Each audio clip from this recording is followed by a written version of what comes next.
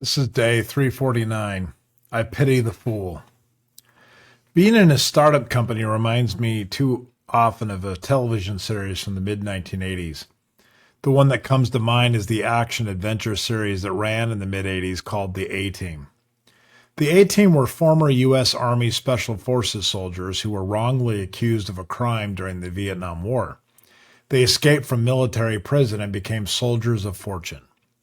While fugitives, they helped innocent people in trouble, often standing up to corrupt businessmen, criminals, or local bullies.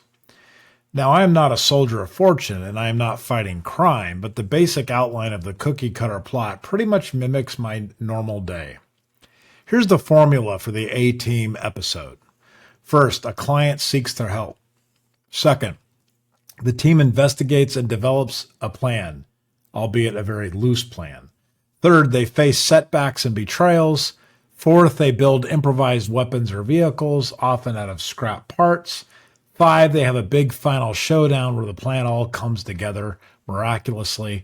And then 6, the villains are defeated, often without any bloodshed at all. There's lots of bullets and lots of explosions, but rarely any serious injury. The fun part is at the end, Colonel John Hannibal Smith, played by George Peppard, would pop a cigar in his mouth and say with a wide grin, "I love it when a plan comes together." Of course, they never really had a plan.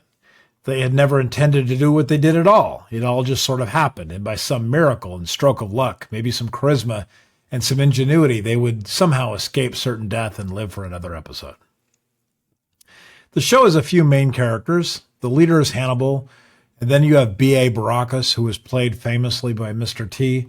Then there was Murdock, the crazy, nonsensical helicopter pilot, and Face, the smooth-talking, charismatic, handsome devil who would get them both in and out of trouble with equal amount of skill.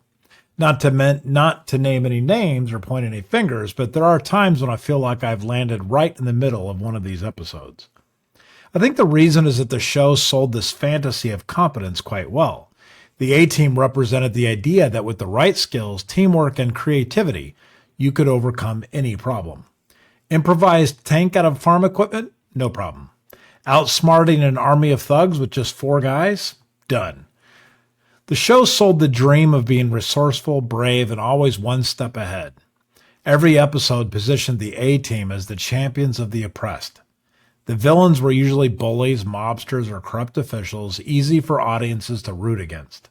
The team's fugitive status also made them a little bit of an underdog themselves. This gave the show a built-in sense of moral clarity. The good guys may be outlaws, but they fight for justice.